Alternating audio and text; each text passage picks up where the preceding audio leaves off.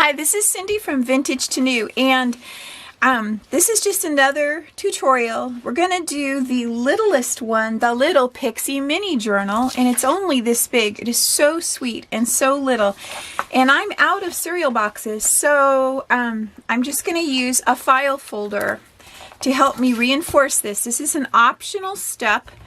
I really like having them on cardboard, and I save the patterns so that at a moment's notice I can just pick up a pattern and make a journal just really quick, because once you've done a few of them, they go so fast. Because this has a factory straight line on it, I'm going to use it. There we go. Just that quick and that easy. And then I'll just use a regular ruler. Looks like I need a little bit more glue here. And if you don't know how to put these patterns together, I have a video on how to tape your pattern pieces together. It's really easy, and for these patterns it only takes just 6 pages for all of them. So there's that.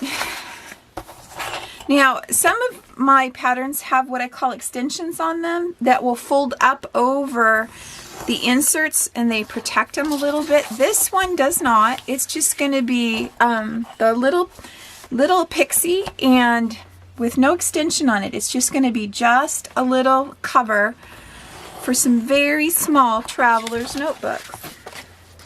So just that quick, my pattern's ready. I decided on this fabric. It's just some stuff I had in my stash. So this is the fabric I'm going to use. I put right sides together, and I'm going to go over and press it because it's a little bit lumpy. So there, it's pressed, and you need to have a marker. This one just disappears when you iron it. You need to have about 1 inch all the way around your pattern, and you just trace. Now, if you've never sewn very much, and this does require top stitching on something square is easier than top stitching on something with rounded corners. So just, you know, if you wanted to start out slow and work your way up, do something with square corners first. All right, so there is that.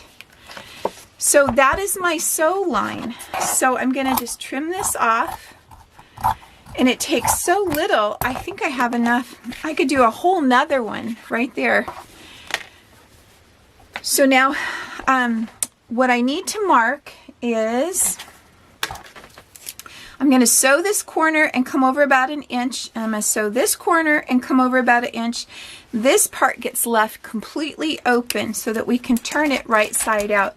If you're not secure, if you think that's going to shift on you, you can put a pin in it.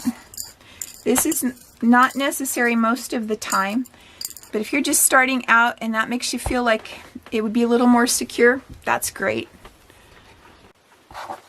Okay, so I just sewed, and I started here, backstitched, sewed to here, put my needle down, turned my fabric, sewed right on the line to here, put my needle down, turned the fabric. The same, and I ended right here, and I backstitched here and here because there's a lot of pressure on this seam when we go to turn this right side out, and you'll see what I mean in a second. So trimming up all my little threads. Now on each of the sides and the top, we're going to trim it down to 1/4 inch. We'll do the bottom in a minute. So just the sides and the top.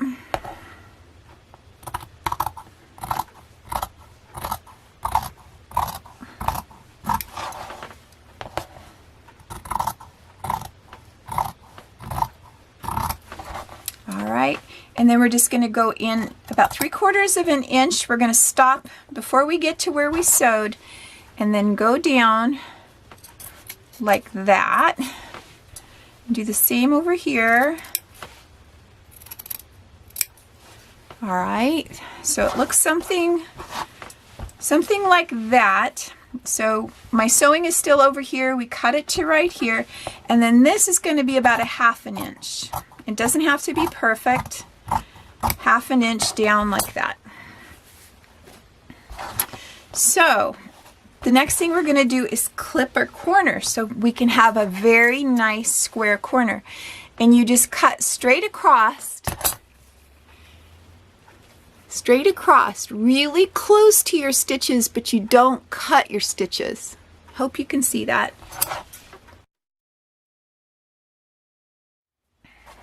So there it is. So now if I were to use a ruler and go like this, you can see that this line that we drew with our pattern goes right from where we stitched to right to where we stitched. It's a nice straight line. We're going to make the same line on this side. So here's my stitching and here's my stitching, and I'm going to draw a nice straight line. So now we have a line that would be the exact same place on both sides.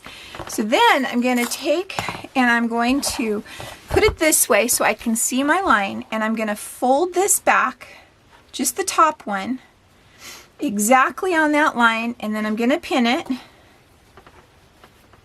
Okay, and then we're going to come over here and do the exact same thing over here, and then do the same thing on the front.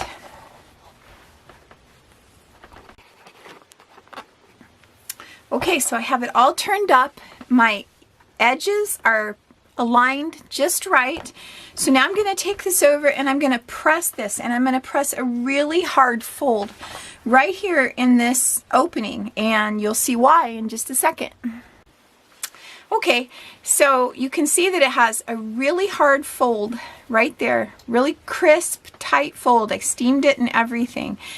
And so now we're going to put our pellon in, and this does take just a minute because we have to get the seams. First we have to turn it right side out and poke out our corners. I'm sorry, I'm trying to go too fast for you. Alright, so use a little poker, something like this, or a chopstick or something like that that can poke that corner without poking through your fabric. So like the end of your scissors is really not the perfect pick because you can poke so hard it'll come right through, and then that's a sad day.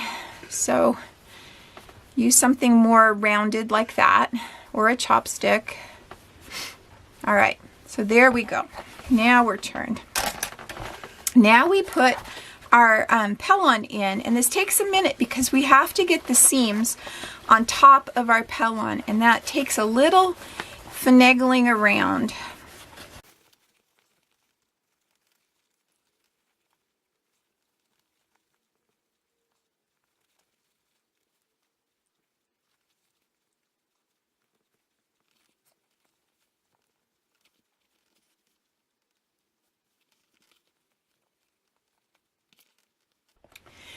Okay, so the pellon is in, and I want to take that fold and I want to make sure it gets right on the edge of that pellon.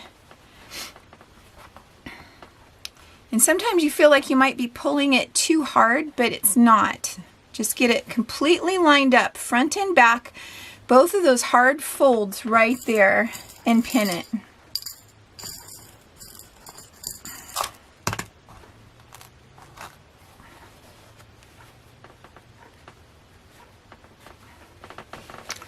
Do the same here.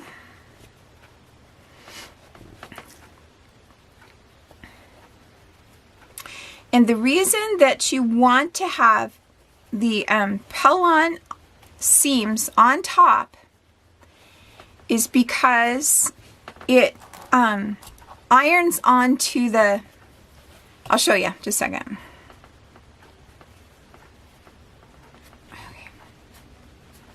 Okay, the reason you want to have the pellon seams on top is it makes this part here, this bottom part here, come up over on top of this pellon, and when you iron it, it's going to be ironed down. And there's a really magical thing that happens when you go to attach it together with that. I'll show you. Okay, this is all in. This is the time when I can go and I can check and make sure everything looks good, that everything's where it should be, that my corners look good, that everything looks great. And now I'm going to go over and iron it. Okay, so it's all ironed, and you can leave your pins in. I took one out to show you.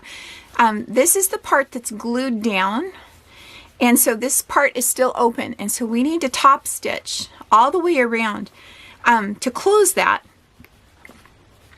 Now we're going to sew it with the side that's glued down on top, and the reason you do that is because when things go through your sewing machine, let's look on this side here, and it pushes. Do you see how that fabric wants to wrinkle up and kind of push ahead of my finger? It's causing a little wave kind of right in front. It'll do that when you sew.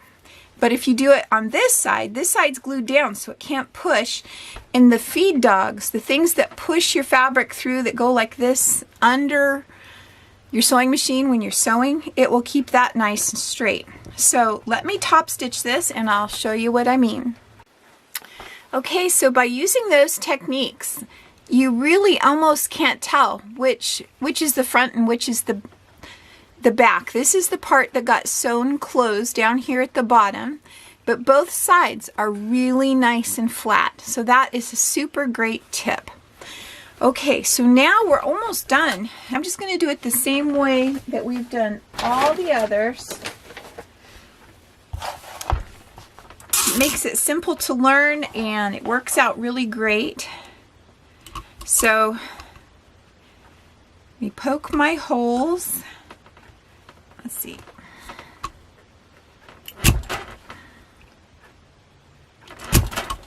I'm going to use my Crocodile. You can use the little cutter that comes in your grommet set if it came with one.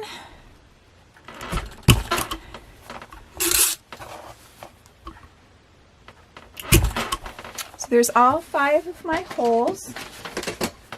And you need to clean up the back. If you use your Crocodile, it leaves little pieces and strings. So clean that up.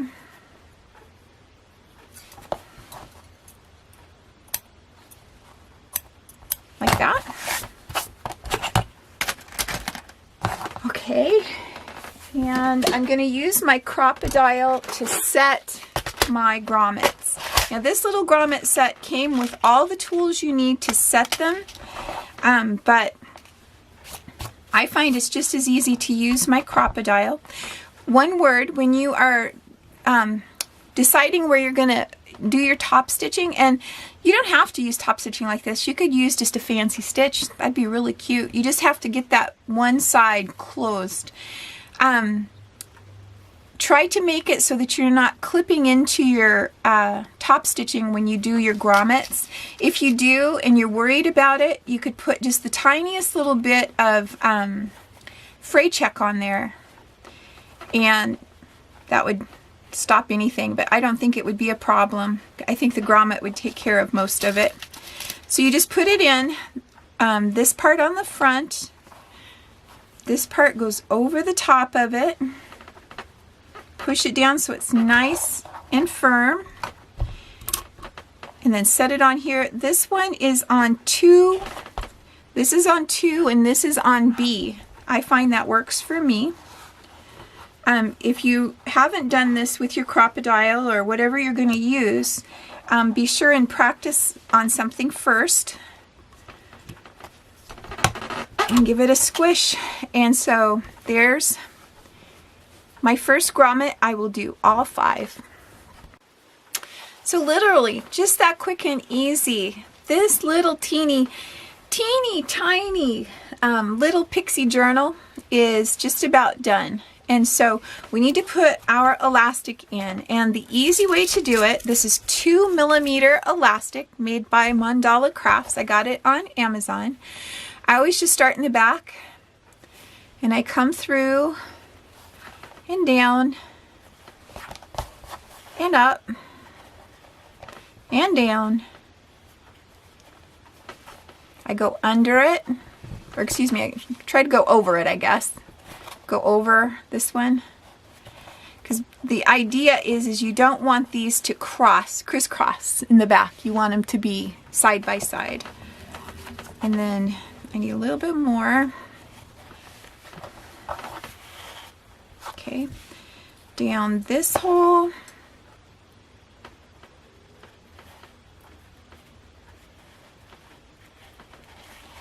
All right, across the top of this one. See, so it's nice and neat. Then I cut it. Put this one, let's see, I think I'll go below. Don't want any crisscrosses. And then you want it tight enough that it actually pulls your planner just a little bit, your journal just a little bit in, because the inserts will help flatten it out, and you want them so tight that it holds your inserts. If you did a really loose one and then it pulled, your inserts would droop out the front.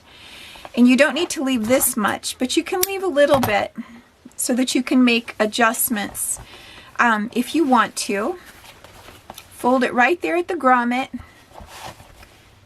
Go from end to end, because when we put the knot in this, it will pull it up tighter.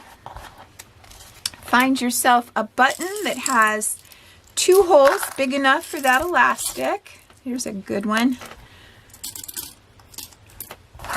I love my button jars. I think I get that from my mom. I think some of these are actually her buttons. Okay, so then you take and just put your elastic down through the holes, one on one side, one on the other. Pull it down, tie a knot in the bottom, like so. Cut this off. You can touch that with a lighter and it will keep it from fraying, raveling more. I just can't find my lighter right now. And then put this through this hole, pull it out through the front. And that button will keep it from going through. You can fold it up, and then we just use this to go around. And your little teeny, little pixie mini journal is completely done. So until next time, this was Cindy from Vintage to New.